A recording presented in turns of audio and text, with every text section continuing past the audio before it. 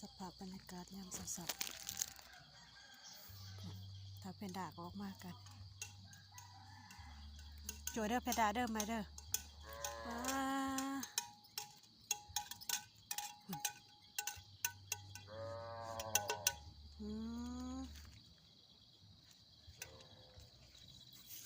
วันย้อนดอก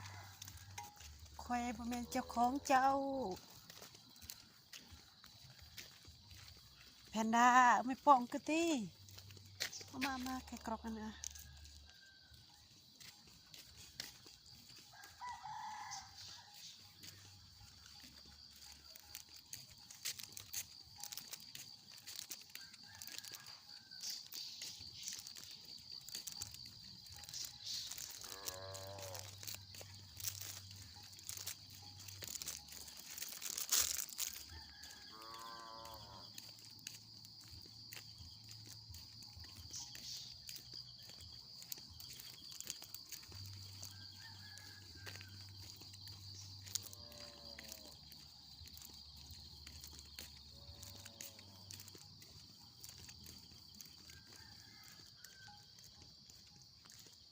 หมากยังโอ้สีแดงปวด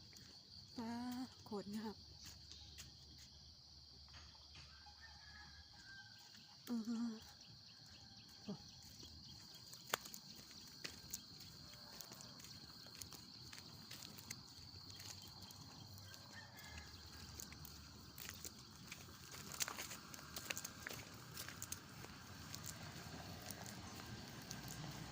ฮะ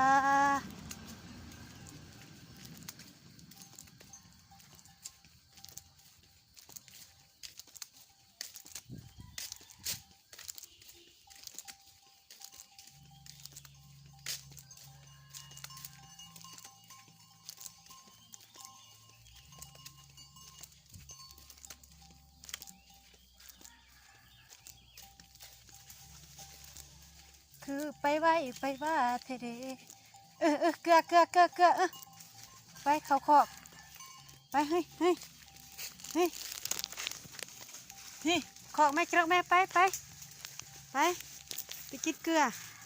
ไปคอกไปคอก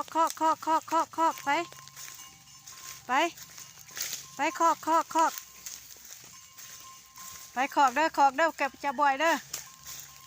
ไปคอกไปทั้งเตรียมเยอะมาหั่นแถปอหาไป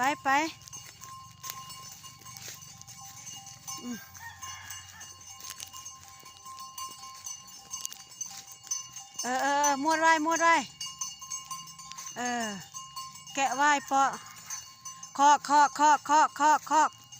มาได้น่าไปคอกไปคอกไป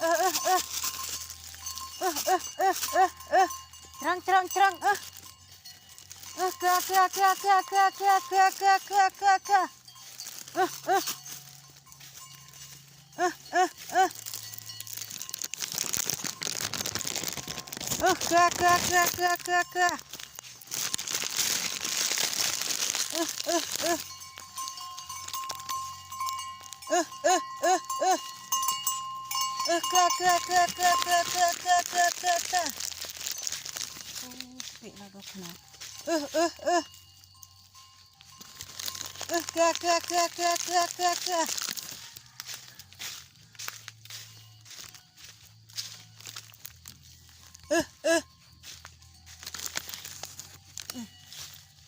จะให้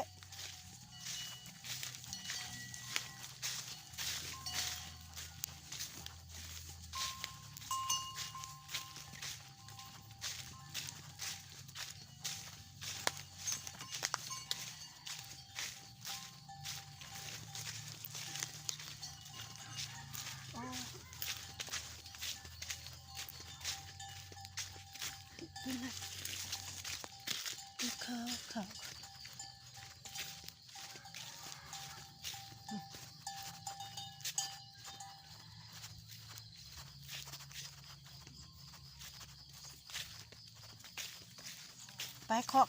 ไปเฮ้ยไปเขาขอกไปเขาเฮ้ยขอกเฮ้ยไป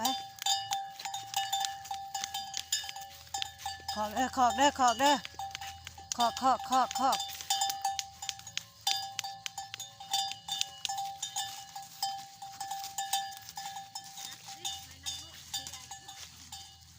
อ้ป้ากระตัวแล้วเนาะเบอร์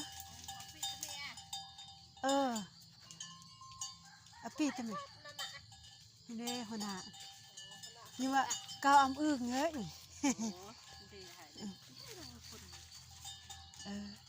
ตัวมาไปในกรอกฮักเลยยากมันได้ดอกคุณมาเราเดินเต้าไปเลยให้อันไก่นั่งแก๊สมาเราแวงได้เอ้ยเราเร็วเต้าลิห่วงไปได้เบื่อเดินเต้าห่างกันนะแค่นี้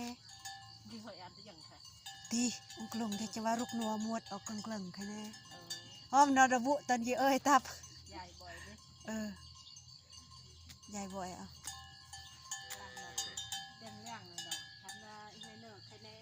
ขันโตเลยกับไข่ได้แสดงรำเนกราเฮลยากเลยเป็นรอกยากเฮ้ยมึงกี่ไงเนอหลอกปฏิญาณจนรอเจราโตได้กรีโอ้ยเฮ้ยตูมุกตาตูมุกตาเลยจุดเจ็บดุขันรอยละตึงอันนั้นละบนเตะนังตะกะเตะตับอันกลานเขี้ยวอันกระชกยุ่ง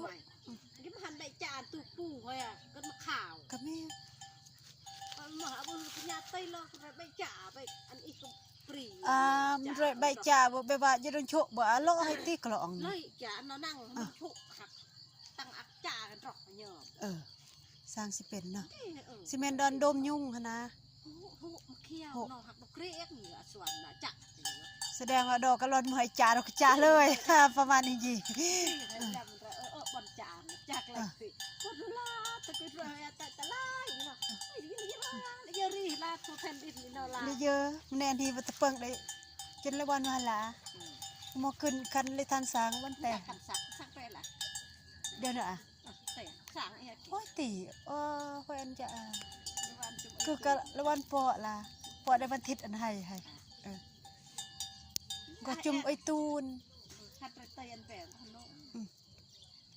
แหละหรือคนตัดส่วนอันนี้นอนปวดหมดเดินแหลกแย่กันไรลิส่งสิบอลมาเนาะหักกันโดยยืดเลยเนาะใครเน่ใครเลยโดยยืดนะเอ้ามาเกี่ยมตับกันไรลิแบบดาวภูมิตันทานโดยเยี่ยโยอันกับพี่หน่อยกับพี่ก้างใครเน่เอาหมดดาวพอได้ดาวหลอกเนาะดูรถคนโอ้แปลงรถดอกคน